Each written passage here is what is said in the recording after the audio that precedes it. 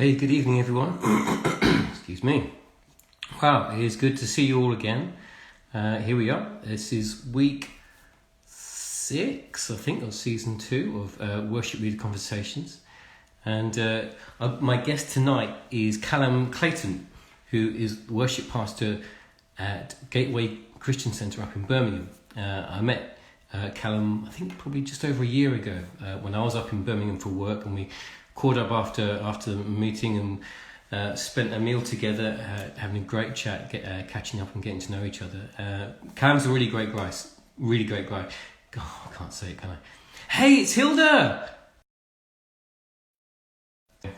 I'm back. There we go. My phone suddenly thought that I said, hey Siri, and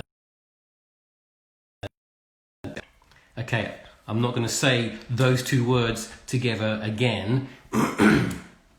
But it is great to see you, Hilda. I have to pronounce really carefully now, although my phone is just going to go nuts. It's great to have you with us, Hilda. Love to see you again. Callum, thanks for joining us. I will bring you in just a minute. So here we are, Worship Leader Conversations. We've been having some really great conversations the last few weeks. In fact, all of the conversations have been brilliant. And just so you know, Hilda, who I just spoke to there, Hilda joined us on the second week of Worship Leader Conversations way back in May, I think it was.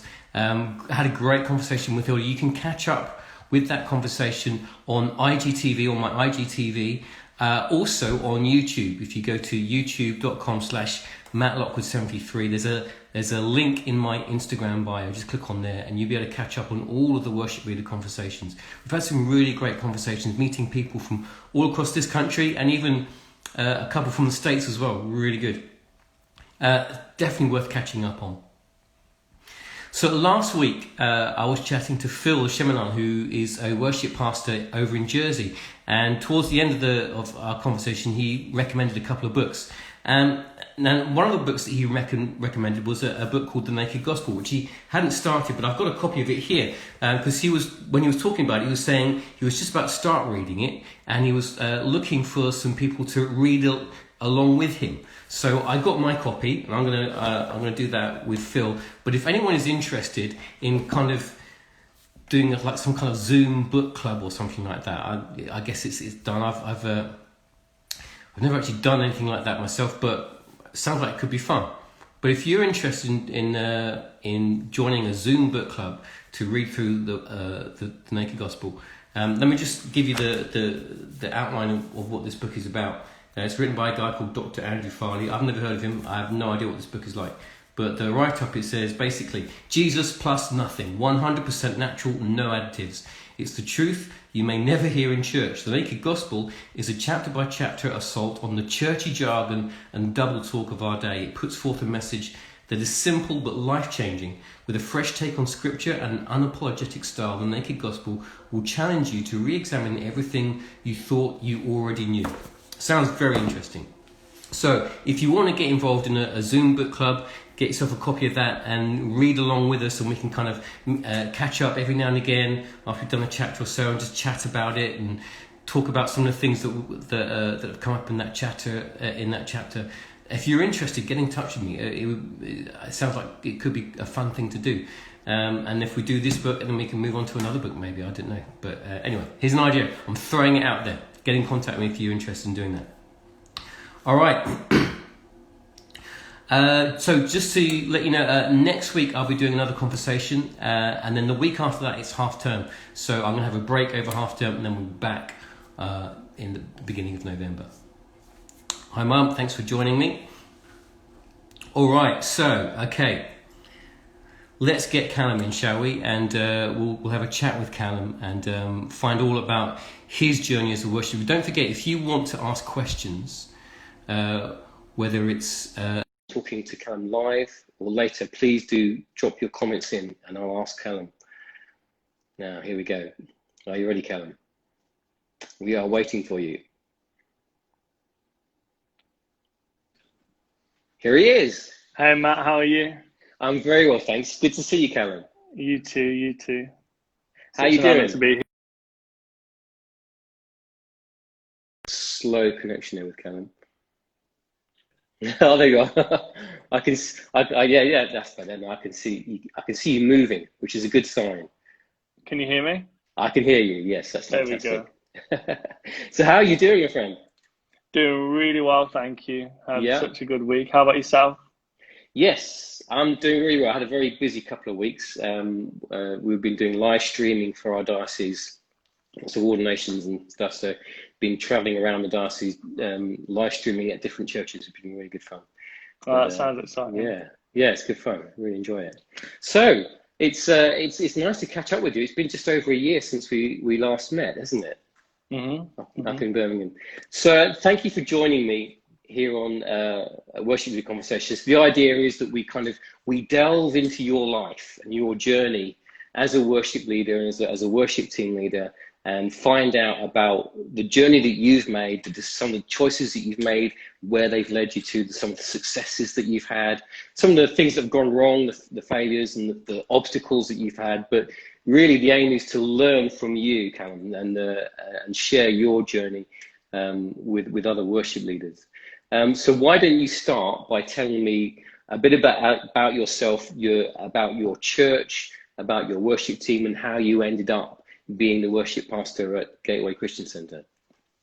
Yeah, so first off, I'm 21 years old and yeah, quite young. And I attend a Yeah. church called Gateway Christian Centre in just outside of Birmingham in a town called West Bromwich. And I have been at Gateway now for about 12 years. So if Wow. someone's good at maths, that's about 9 years old. So if I go back a little bit and share a quick kind of glance about my testimony, Yeah. when I was 8 years old, I was in primary school and I was diagnosed with something called ADHD, which is basically stands for attention deficit hyperactive disorder. Yeah. And in a quick kind of what that is, basically I struggled to concentrate, and so there was many times in primary school where I struggled to concentrate, and teachers got annoyed at me, and so they would shout at me. But because of that,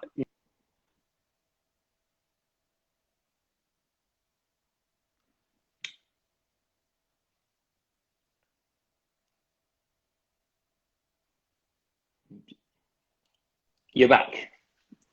You're back. hello, Hello. sorry Yep, about we can that. hear you. I had That's a all right. time limit on Instagram. So, so yeah, just go thrown back in. So because Yeah. teachers would shout at me, I hated confrontation, so I would shout back, and that didn't go down very well. And so I spent a lot of time out of primary school getting excluded, kicked out for weeks on end, and it wasn't a very nice time. But Yeah. during that time, I attended a local Baptist church, which like pretty much my whole family grew up in. And my grandmother, my nan, so we call her, was on the leadership team, and she was on the elders and a part of that church. And they were going through a kind of movement. And basically, what happened was the pastor left that church. And when the pastor left, within about a year, that church went from about 120 people down to about 15 people. Yeah. Now, bear in mind, my family is a family of seven, so Okay. it was Half about the us, church. and so technically we were 50% of the church population. So when my nan and granddad went on holiday one week, my mum decided to go and search for a different church, and the only reason it was that week was because she was too scared to ask my nan if she could leave the church. And Yeah. so mum went and searched loads of churches, and the main thing was she wanted a vibrant children's ministry. Sure. So we went around lots of different churches, some great and nothing wrong with them, and again some not so good for us, and just because of what we wanted and what we didn't want. Yeah. And we found Gateway, and mum attended Gateway, and actually the senior pastor, Pastor John Collier, was away preaching in the States, and it was actually his wife Angela preaching. Okay. And my mum absolutely loved it, and Fantastic. she had the impression that Angela was the senior pastor in charge of the church and spoke every weekend. And my mum was like, yeah, we're going back here next week. And so we went back next week, and again it was Angela, and the children's ministry was great. All my brothers and sisters enjoyed it. Yeah. For me, it was more of a chore. I had to go to church, and if I didn't, I would become grounded. But it's what it was. And again, it was Angela. And then the week after, when my nan and granddad got back off holiday, they had a kind of thing of where the church had dropped again from 15 to 7, which was okay. But we went to Gateway for the third week in the time, and Pastor John was back, and it was a massive shock to my mom. But we had to stay there because me and my brothers and sisters enjoyed the children's ministry. Yeah. And that's where we were. So yeah, I've been going to Gateway now for the last 12 years, like I said. And during that time, I was in the youth ministry. And one of the things my mum did to try and help me concentrate on a stress relief was have piano lessons. Great. And so I started learning piano, and it was actually Chinese classical piano. And the reason it was Chinese classical piano was purely because my mum said... Wait, sorry, did you say Chinese classical piano?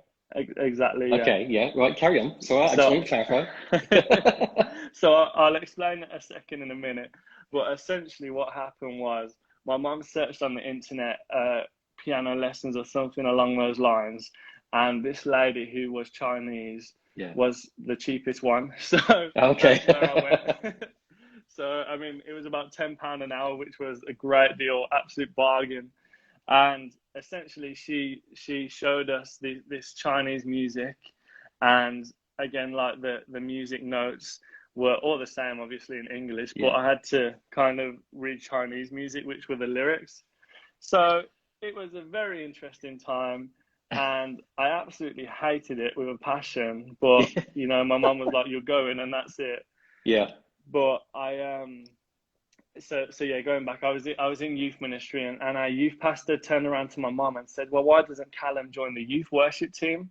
And this was like really new to me. I've never played contemporary music in my life, and I'm learning classical piano. So to come on, and I wasn't expecting it, but to come on and then having to learn chords and stuff was just a whole nother thing. Yeah. But it was more of it got me out of the house once a week to, you know, for a youth practice. So that was it. And so I started to kind of grow a passion for worship music, started learning, trying to sing at home along with the chords and stuff. And like skipping forward like a year and a half, 2 years, we went to a youth conference called Soul Survivor with our youth group. And so my mom said, "You're going again." It wasn't really a choice, but I had to go. And I went, and I had an encounter with God, and like on the first night or the second night, I saw people falling over and getting slain in the Holy Spirit. And I was like, that's not happening to me at all. And I saw people shaking, and I thought, that's not happening to me.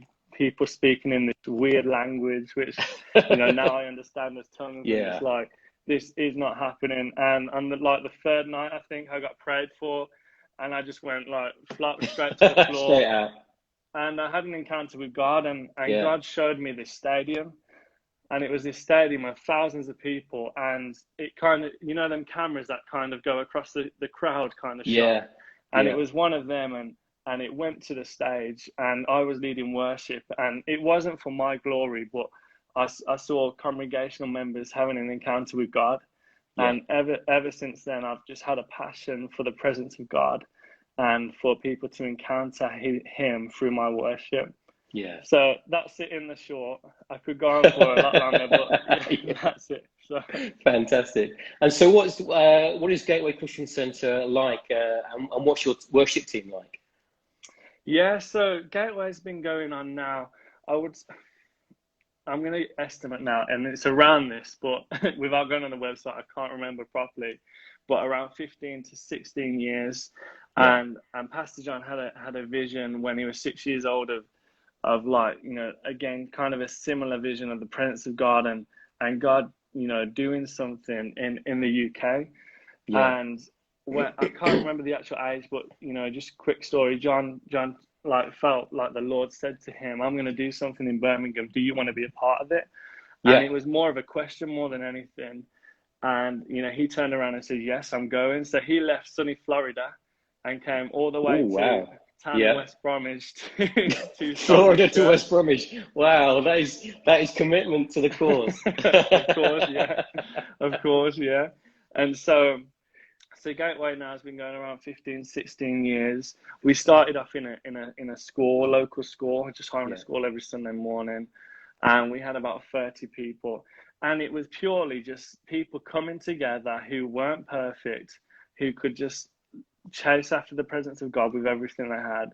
Yeah. And there was this motto that was created after a couple of years, and it was literally passion gathers here. Yeah. And all it was worshippers who wanted an encounter with God. And that's literally all it has ever been. You know, we haven't been, you know, fantastic musicians. We haven't been like fantastic singers. It's just people who purely have a passion for worship and the word, who will chase after God with all of their hearts and just give it everything they have. And Fantastic. so the worship team at Gateway, there's around 25 to 30 people. Wow. Like just practically, we have a lot more singers and musicians. Just to we're now in a convention center. We like that big sound, big vocal sound. Yeah.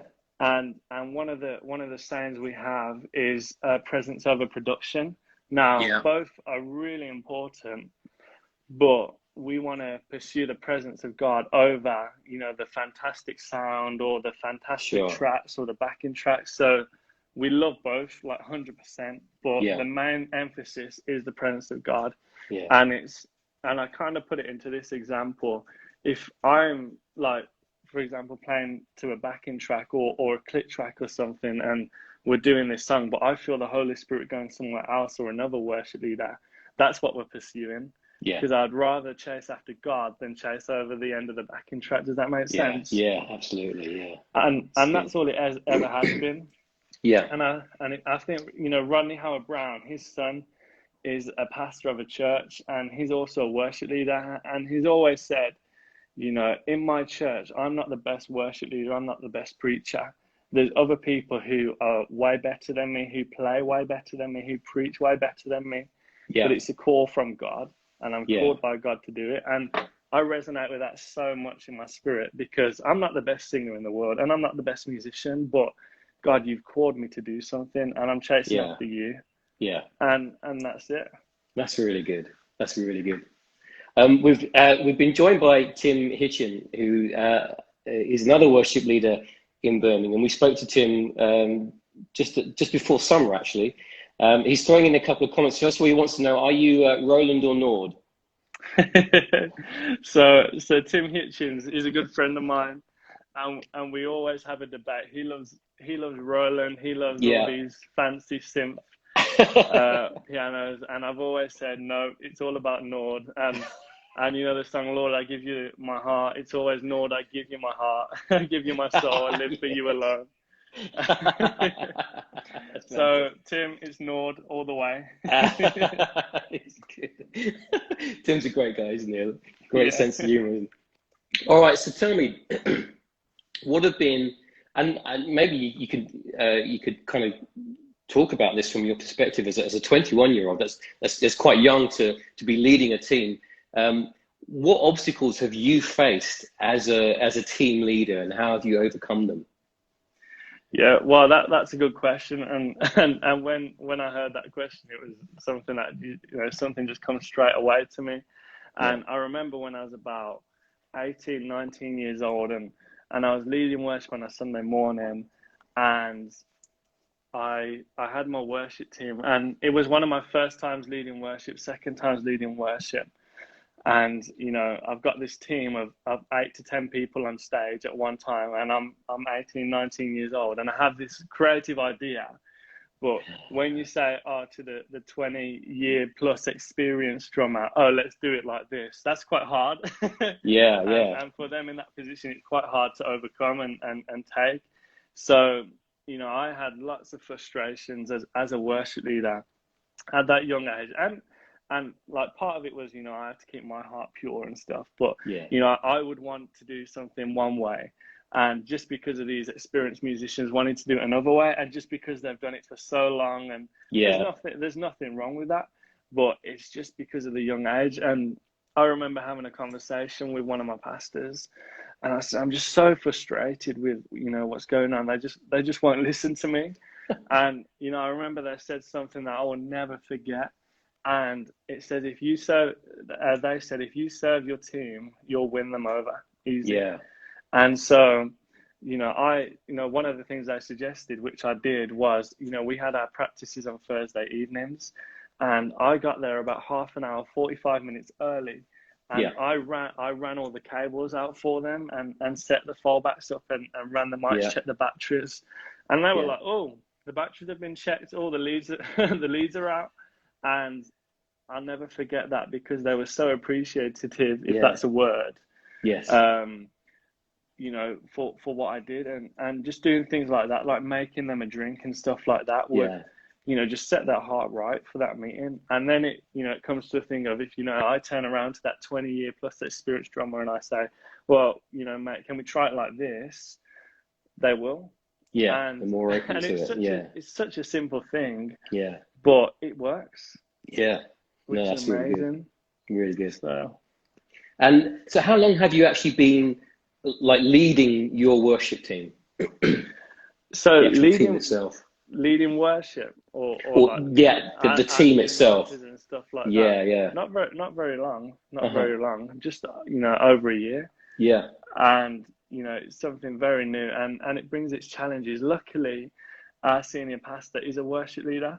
Yeah. And has a lot of experience. So for me, if I need any advice, I can turn to him. If I have any situations that I need help with, I have that free advice. I can just give him a call and stuff. So yeah, very, very recent. But it's such an honor and such a privilege to do that. Yeah, it's really good. You get a comment there from Tim. He said he can echo that. He played at a big conference. You were the host, Callum, and you had such a great servant heart to look after Tim and the team. That's a good endorsement there. That's nice. Thanks, Tim. Really appreciate that. So looking back then, has there been anything that you've done that you really wish you hadn't done? I'm sure there's been absolutely loads of things that, I could probably go on for hours, lots of mistakes that I've made and lots of challenges.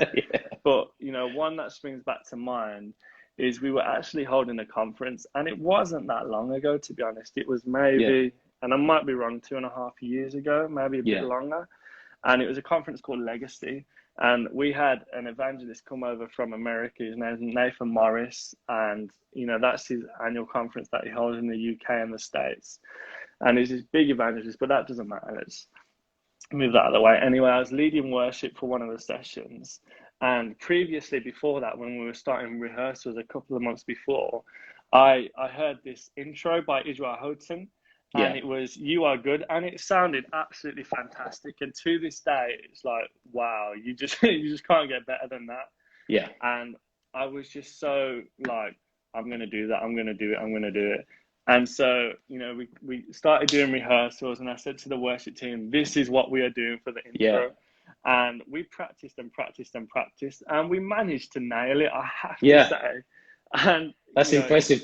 And Israel Houghton, Israel Houghton's team. They are phenomenal musicians and singers, and their rehearsal is so strong, and they're right up there, aren't they? So to be able to get that, I wouldn't say we were that good, but I'm trying to big up the team here. We managed it really well. Anyway, the day of the conference came, and we were like, we're gonna nail this, absolutely nail it. And, the countdown's on, and, it's this massive conference. They want the big production. The countdown's on, and there's 10 seconds left, and the drums are building, and it's like, we're about to do it. Come zero, we start doing it, and it absolutely flops. And I'm just like, oh my days, why? We practiced it for so long, and we managed to nail it, and it just didn't work. Oh, no. And we had to stop, and we started again. We started the song normally. But the main thing was, I heard the Holy Spirit say to me, don't try and be someone else. Be yourself and do worship how you do worship. And it wasn't to knock anybody else. Israel Houghton is an amazing musician, and I wish I could play like him. I wish I could do things like him. But it just really spoke to me, and I just felt like, the Holy Spirit was showing something to me and just saying, be you. And so that was massive for me, and it didn't fail terribly. We just laughed it off and continued the song again. But that was it. So I think we've all had that kind of experience at some point. I remember we did it was the opening song of a conference that we had a few years ago, and Ray Bevan was one of the guest speakers at this guy. Have you heard of Ray? So he's yeah. he used to be a worship leader many years ago. So yeah, he's like, pro level musician in that kind of world. And we started off. I can't remember what song it was, but it was supposed to start off with just me on the acoustic, kind of getting things going, and then we're going to bam, kick in. And I started playing the acoustic, and just as the band were about to kick in, I realized I was in the wrong key. And it was like handbrake on in the middle of right at the very beginning of this well-prepared plan, conference opener, and start all over again, get in the right key and start over again. But yeah, and when you know that there are people right in front of you who live in this world, and you're like, this is not where I want to fail, but yeah, you do. You fail and you learn, and God teaches you that this is not about how cool you can look. This is about His presence. No, 100%. I've hit that transpose button so many times on the Lord, and I wasn't meant to. Fantastic. All right. So, what have been some of the best things then that you have done as a team leader and as a worship leader that have borne really good fruit? I know it's not about the success, or we already talked about that, but actually there's some things we can do that actually they bear a really good amount of fruit. They do something in your team. Is there anything that you've done that has borne some great fruit? Yeah, that's a good question. It's a tough question, that is, and it's hard for me to answer that. I can say what I think I've done well. Yeah, go for it. I mean, some of the things that really helped, and this was just an idea that I had, and it was actually following. I went to a Soul Survivor worship conference, and I think it was like 2 days long, and I went down to Soul Survivor Watford and just sat in with Tom Smith, the worship pastor, and they were talking about how their team meets regularly. They call it creative nights. This is something I really want to kind of create in the future. But one of the ideas we had was we were just turning up to rehearsal, just quick prayer, and then we would just get straight into rehearsal, focus on the chorus, focus on the song arrangements, and that was all it ever was, which isn't a bad thing at all, but it's it's just the way it was. That's just the culture that was set. And I had this idea one week, and it was to just sit the worship team down and just do this icebreaker. And I think it was something like 2 truths and a lie. Okay. And yeah. Just a simple icebreaker, just to go around the group and for the team to kind of guess what the lie is. Yeah. And so I set up the chairs beforehand, and I walked in, and the worship team started going on stage, ready to rehearse. And I just said, guys, can we just sit down here 1 second? Just want to just chat for a second. And they were like, oh, why? Do you know what I mean? This isn't normal. And we sat down, and we went through this icebreaker, and it created such a unity within the team. And we were just having a laugh and a joke, but it just created such a unity. And then when we went back on stage, it was just so much easier to practice. It was like a weight had lifted. And it was, for me, just a simple thing where we can just come together and just take some time. And it's communion, isn't it? It's spending time with one another and just saying, let's get to know each other because I don't know about your worship team, but my worship team is so diverse. And we have like black single mom, we have dad white who's family of 4, we have teenager, we have young adult. We have old retired man and young woman, and it's just like there's so much diversity within a team, and it's hard to get together because there's so much life circumstances what everyone has. But to just sit down for that 10 minutes and say, let's just spend 10 minutes and get to know each other, it's just life changing. Yeah, fantastic. So what has been, I know you shared something just a little while ago, but what has been the best piece of advice that you've been given that has really stuck with you and maybe even kind of formed or shaped your leadership? It was actually what I shared a little while ago. It was that, I got too eager. But like I said, I'll repeat it. One of the pastors said to me, if you serve your team, they'll serve you. And that's what the saying was. And, you know, for me, especially as a young leader, you know, if I serve my worship team, if I run the cables, if I go and buy them donuts for them to eat during rehearsal, or if I make them a drink when they're with, you know, they'll serve me, and they'll serve the worship department as well. And it's such a simple piece of advice that no one would think of, but Dropped it out there for a works moment. so well.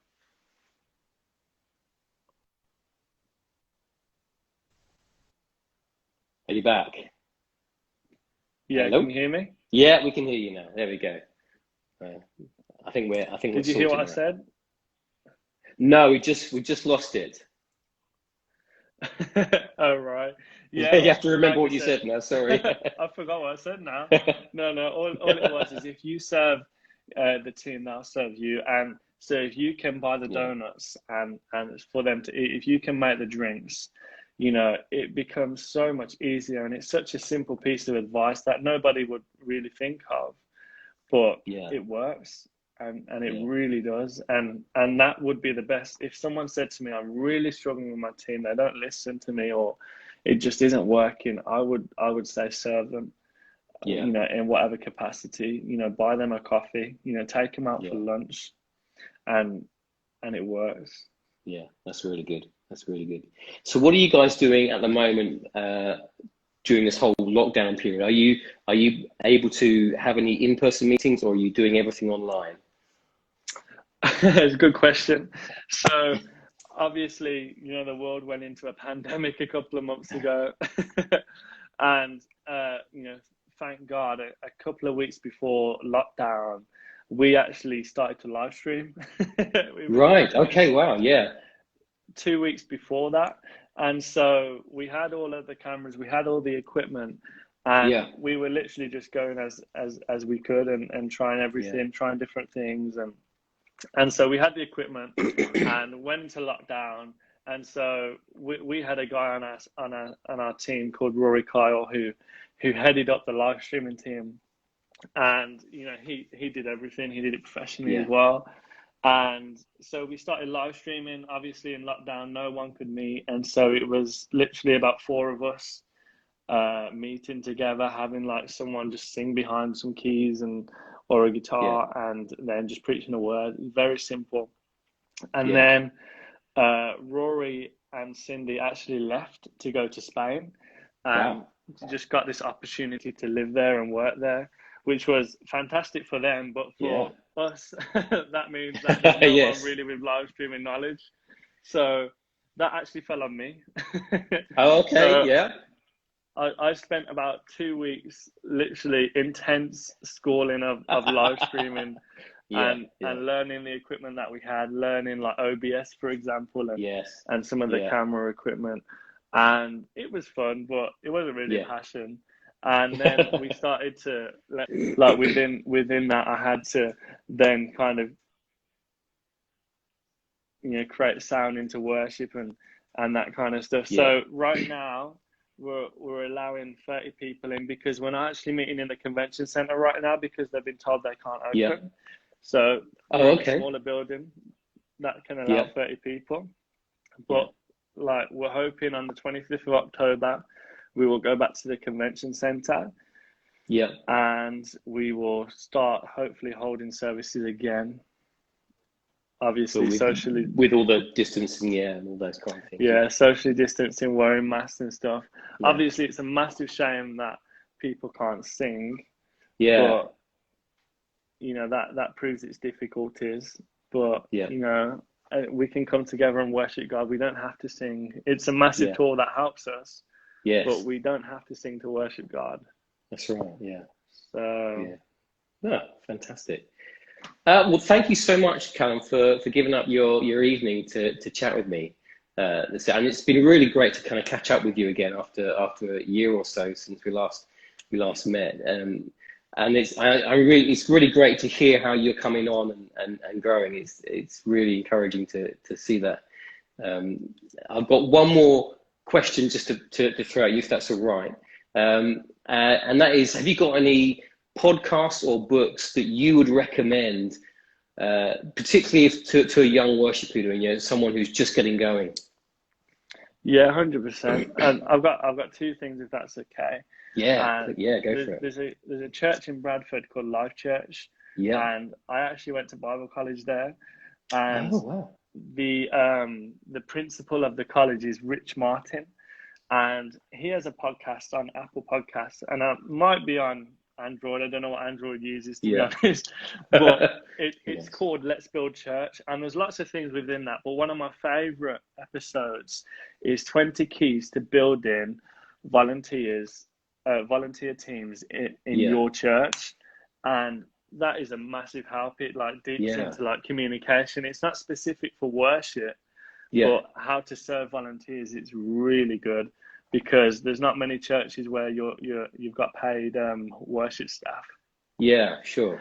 And then the other thing is Soul Survivor, and especially for a young worship leader, there's lots of things on their YouTube on like the worship leader days, Oh, where great. Tom Yeah. Smith and Beth Croft go into Yeah. like the specifics of like picking a set list, songwriting, again, how to lead a worship team, how to lead worship, and just amazing material, all free on Yeah. YouTube, which is Yeah. amazing. Fantastic. Well, that's really good. Thank you so much, Callum, for joining me this evening. It's been really good hearing how your journey from that little Baptist church all the way to Gateway Christian Centre. It's a fantastic journey, and thank you so much for sharing it with us this evening. Thanks, Matt. I really appreciate it. It's a pleasure. Thank you so much for coming, and thank you everyone who's been watching, especially Tim. Nice to say hello to see Tim again. So what's coming up for you this for the rest of this year? Are you got any plans in for like Christmas? What have you thought about how you're gonna make that happen? But we're in the process. We're kind of waiting on government guidelines, see what they announce. Hopefully we'll be allowed to sing again, and we can have a massive Christmas production, but we'll see what happens. We'll see. Fantastic. Oh, fantastic. Thank you. Listen, it's been such an honor. Thank you so much. Yeah, thank you so much, Callum. It's been really great, and all the very best. Thank you. See ya. See you later. Bye-bye. There we are, Callum Clayton. Really nice guy. And thank you so much, guys, for watching. And thank you, Tim, for your comments. It's nice when you chat to someone, then someone else is kind of throwing in stuff because they know them as well. It's been really good to have you guys with me. Next week, I'm going to be talking to Nastaran Soleiman. I think that's how you pronounce her name. No, Nastaran. She's been watching the last few weeks. She started watching when we were chatting to Shahab, who's the worship pastor at King's Church Persian up in Bolton. And Nastaran is based in Turkey. She's a worship leader out in Turkey. So that's going to be really interesting. I'm looking forward to finding out about her experience as a worship leader in a Christian church in a Muslim nation. But the exciting thing about Turkey is the incredible Christian history that there is in that country. So I'm really looking forward to it. So come back next week. Join us at 8 o'clock, and I'll be chatting to Nastaran, finding out about what it's like to lead worship in Turkey, what their church is like, and so on. Thank you so much for joining me tonight. It's been a real pleasure. Don't forget, you can catch up on IGTV. Hello, Sheila. Thanks for joining me. Unfortunately, you joined me right at the very end, but follow me, and then you can come back next week and watch it. And you can also catch up on all the IGTV videos of the last few weeks. You can also catch up on YouTube. So there's a link in my bio. That'll take you to all the videos that are all up on YouTube as well. And don't forget, if you want to join us for the Zoom book club, we're going to be reading through this book, The Naked Gospel, which was suggested by Phil last week. Get in touch with me. It'll be great to kind of build a small little group, and we can kind of work through this book together if you're interested. Thanks, guys. Thanks, Tim. Thanks for joining us. And I will see you next week. Goodbye.